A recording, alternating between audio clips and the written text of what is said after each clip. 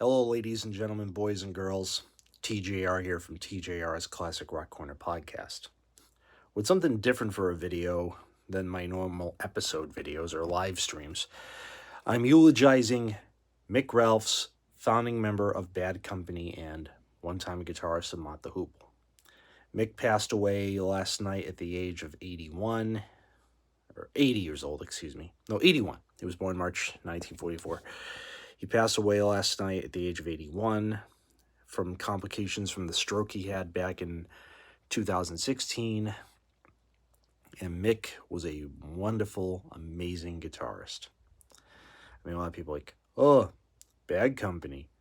And to Sean Morrison, who said Mick Ralphs and Paul Rodgers weren't Bad Company, go eat some more cheeseburgers, because I'm trying to eulogize Mick Ralphs.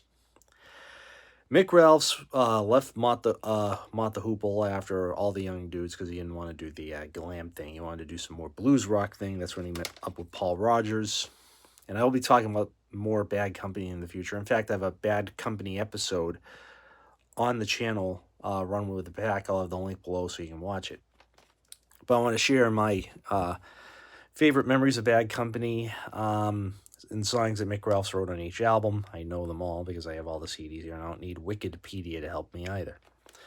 So his contributions on this album, which is the first album, he was ass-kicking on that. He wrote Can't Get Enough. I believe Rocksteady, unless Paul Rodgers wrote it. I have to open the CD booklet here. Let's see. Yeah, he wrote Can't Get Enough himself, which was their biggest hit ever. Ready for Love, he wrote. Great ballad. Co-wrote Don't Let Me Down, a great ballad. Wrote Moving On, another great rockin' tune, another hit off this album. And I like the guitar solo with the wah-wah pedal. The slide guitar live was okay, but I prefer it with the wah-wah guitar solo, like, What's Wrong with the Wah-wah? And Seagull, which he co-wrote with Paul Rodgers. And this is Mick Ralphs as he was back in 19 at the time. He was the only member of Bad Company who never had facial hair, believe it or not. The only member of the band who never grew a mustache or a beard. He was the only one. Good old Mick. And then we have the following album, which is, I don't want to ruin this, Straight Shooter, which he co-wrote. He wrote Good Lovin' Gone Bad, the lead-off single from this album, which was a great rocker. Feel Like Making Love, he co-wrote with Paul Rodgers. He wrote the chorus music, the dad. Man, oh man. A country song with a heavy metal chorus, as Mick and Simon jokingly called it. Deal with the Preacher, another great rocker Mick Ralphs wrote. I think he co-wrote with Paul Rodgers, if I'm not mistaken. I just gotta pull this booklet out of here. And according to this, yep, co-wrote it. And he also co-wrote Wildfire Woman. Two amazing songs on this album. So again, Mick was firing on all cylinders on this record, which he most certainly did. And then Run With The Pack, my favorite Bad Company album. I've done an episode on this album, and I'll share the link below for you to watch it. It's a great episode. I'm proud of it. He wrote the music for Live for the Music. He wrote the song Live for the Music. Great rockin' opener. Simple Man, the melodic tune. Honey Child, he co-wrote with the rest of the band. And, Paul Rodgers, he let do the guitar solo on that. That's not Mick Ralphs playing lead. Mick is doing the open tuning stuff. Paul in standard tuning, doing the Stratocaster solo for a change. Mick Ralphs let Paul Rodgers have a couple lead guitar solos here and there. Sweet Little Sister, another phenomenal rocker, which Mick just rocked that Les Paul through his Marshall stack. Great album. Burning Sky. This album, he had writer's block, not counting the band co-writes of Everything I Need and Master of Ceremony. His take of Knapsack on this album was hilarious. Him and Boz Burrell, the two goofballs. Man, oh man. And Master of Ceremony was what they called the Stoned Jam. The members of the band were a little loaded on drugs when they wrote that tune. And then the Mick's contributions to this album were only two songs. Too Bad. Unfortunately, that song didn't get anywhere. It wasn't released as a single, but a great rockin' tune, especially the live version on the disc I'll show later. Man Needs Woman, another rockin' tune, which should have been a hit, but never mind. Desolation Angels, Mick rebounded on this album, and he had not one, but 3 songs in this album. The first 3 songs on side 2. Lonely for Your Love, great rockin' tune. Oh Atlanta, nice country rock tune with Mick's brilliant guitar soloing. And then Take the Time, you went a little more Little Feat country finger picking bottleneck slide here, but a great tune nevertheless. Of course, his guitar solos are all over this place in the album, be it the bottleneck slide on Gone, Gone, Gone, his shredding on Evil Wind, the acoustic on Crazy Circles, and the outro solo on She Brings Me Love. Although a better solo is on a live document I'll pull up a little later because I'm going chronological here. And the last album, the classic lineup, Rough Diamonds. And his guitar solos on Electric Land, Untie the Knot, Nothing on the TV, still phenomenal. Kickdown, which he wrote, probably one of his best solos on the album, but Electric Land is like the pinnacle guitar solo track on this album. And Kickdown's the best of the 2 Mick Ralphs pen tunes. Ballad of the Bandit, a nice solo. Old Mexico, he uses the bottleneck slide again. Underrated slide player, but mostly he was a shredder. And Racetrack, Mick played a lot of bottleneck slide on that track and did a great job. And then the band broke up because of various different issues. And Mick Ralphs released a solo album called Take This, which I don't have. But in 1984, he came back out of hiding to tour with David Gilmour. Yes, he did Gilmour's first solo tour in 1984 for the About Face album. And I can tell you the set list. And Mick was mainly second guitarist, but David let him have a few solos here and there, especially once the North American leg of the tour for About Face kicked in, because looking at the About Face album, Mick did a guitar solo on Cruise on later live versions. Check out June 84, because David was using a custom guitar on the track. Mick was using his black and white Fender Strat, 83 Fender 57 Fender Strat reissue, which him and David bought but lent to Mick Ralphs. And then later in life, Mick Ralphs gave it back to David, which David still has that guitar to this day. That's one of the guitars David never sold. And Mick used it on that tour, that black and white Strat. Man, oh man. And Mick soloed on Cruise, like I said. Check out the New Game bootleg for that one. Money. Listen to any live version during the 4/4 section where Gilmour just has everyone soloing and David and Mick Ralphs are just trading leads, and Mick Ralphs just, man, oh man. Always great to hear the 2 trading solos. Murder.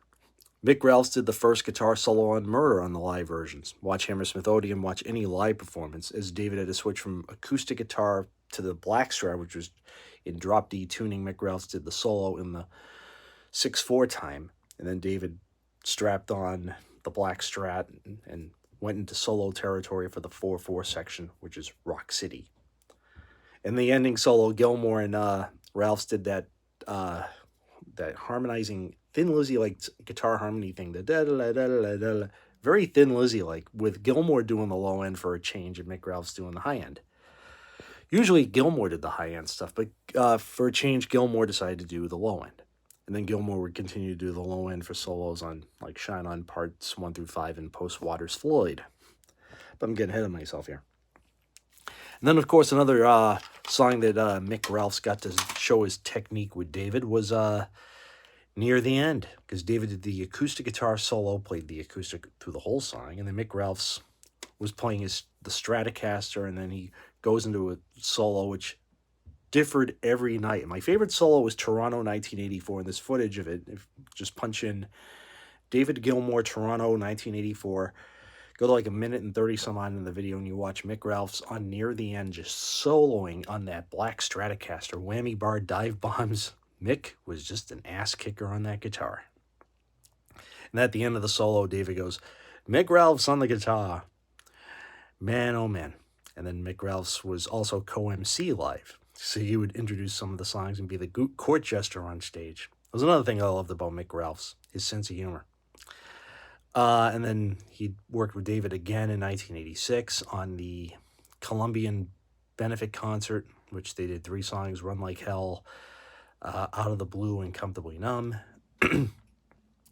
And Mick continued to be a friend of David's up till the very end. And they shared the same manager in later years, Paul Osby. Most people don't know that. But then Bad Company reunited. And Mick Ralphs even agreed that it wasn't Bad Company without Paul Rogers. I agree with Mick, but Atlantic Records wanted to carry the brand name. And Mick Ralphs, the first album of the Brian Howe era, what is the best one by default because Mick Ralphs' hand is on every single track. He wrote just about everything on the album, including the opening Burning Up. Great tune. What's the song that follows that? The title track was a great tune. That Girl he wrote, Tell Like It Is was a nice tune. Hold On My Heart, I Know Valerie he wrote. That was a great rocker. If I'm Sleeping, another great tune. So the songs that Mick Ralphs wrote were the best ones. On Dangerous Age, Mick's handwriting on songs kind of became less and less, except for the opening track, One Night, which was the best song on the album. The only song on the album I cared for. And the 3 songs on Holy Water, because I don't own that album either. Lay Your Love on Me, I think was one of them. That was probably the best thing on that album. And Mick Ralphs wound up quitting the band briefly during that tour because he didn't want to be out on the road too much. He didn't even appear in the promo videos for the songs on that album. Here Comes Trouble was, Here Comes Trouble was, again, Mick played guitar, but the vibe was not there. And then they did another album, which was Company of Strangers, which was should have happened after, it should have been under a different name. A better album, but again, a victim of the grunge movement. Mick Ralphs' hand was on as I look at this darn thing. Quite a few songs in this album, because I'm trying to read here. Let me see if I can read because reading the small print, I need glasses to read the credits here. Maybe the songs are in better bold here. Nope. But yeah, Mick played in this album. I believe, that's Rick Wills. Mick Ralphs is right here. And he wound up leaving the band after the tour because Charlie Brusco, the same man who ruined Styx, ruined Bad Company. Mick Ralphs is like, screw this. To quote Eric Cartman, screw you guys, I'm going home. Thinking that was the end, Mick Ralphs and Bad Company reunited again with the original lineup, this time on the original Bad Company anthology. And he had 2 songs in this album. I believe, let me read forgive me, folks. Remember, I'm live. I'm doing this little tribute here to Mick Ralphs. And reading the songs he did on this album that he wrote here. Hang on. Okay. I see it. The songs, Mick Ralphs wrote the 2 more simple rock tunes, Ain't It Funny, and the single Hey Hey, which was the song that got a lot of play on Album Rock Radio back in '99. It's a shame that this compilation didn't do well, because there's a lot of good shit on here. A lot of unreleased tracks. The 4 last songs with the original lineup. They could have done another album, but unfortunately it was never meant to be. But at least they got to bookend their studio career with the classic 4. Paul, Mick, Simon, and Boz. And then Boz Burrell wound up leaving the band, and Mick Ralphs also wound up leaving the band again. Then he came back in 2008 after the passing of Boz, and stayed with the band until his stroke in 2016. And in that year, we finally got an official Bad Company Live release, which is Bad Company Live 1977 and 1979. Although it's indexed as 1997, but it's 1979. It's a reissue on Music on CD. But a great live album it is. And some of his solos on here are just amazing. And if you can also find the Live in Albuquerque, which was actually a bootleg, Mick Ralphs actually authorized this release, but it was not released with the permission of the other Bad Company guys. I urge you to check that out or just download it. That was a great performance as well. But this live album here was done with everyone's participation, and the 2 performances, Houston Summit on CD1 and Empire Pool Wembley Arena, CD2, pure classic. And Mick Ralphs was a great talent, great musician. I'm a fan of the original Bad Company lineup, and I might have to do another episode in his honor. I know they're getting into the Rock and Roll Hall of Fame, but I had just done run with the pack. I might have to put up Straight Shooter as my tribute to Mick in the not too distant future, because I had it recorded, but I was like hesitant to release it. But now that it's fitting, I'll air it in the not too distant future. I just got to find the recording of it because it's somewhere in one of my audio recorders. But yeah, I did a review on Straight Shooter and dissected the album and its B-sides. So Mick Ralphs is now in rock and roll heaven, joining rock and roll, God's all-star rock and roll band, plugging in his amplifier as we speak and playing practical jokes, laughing with Boz Burrell. Mick, God bless you. God bless your family. God bless Paul Rogers. My thoughts and prayers are with them. And God bless Mick Ralphs. May you lay in peace. And folks, crank up some Bad Company and or David Gilmour live performance from 1984 in Mick's honor. Much appreciated. Mick Ralphs, 1944 to 2025. He's going to be sadly missed. That stroke was what ended him. I mean, he got paralyzed, couldn't play guitar for the rest of his life, and he was bedridden, as I am now reading from the official Bad Company website. And I went back and listened to a lot of things that Mick did, and he was one of the most underrated guitarists. He should be up there with his good friend David Gilmour, up there with his good friend Jimmy Page.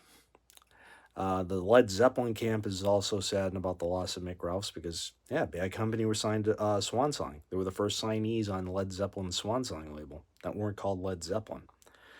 So my thoughts and prayers go to Mick Ralphs' wife, kids, grandkids, I think great-grandkids, Paul Rogers and Simon Kirk, the rest of the Bad Company family, David Gilmour, because Gilmour was a close friend of Mick's for many years, and those who loved and worked with him. God bless Mick Ralphs, and God bless you all.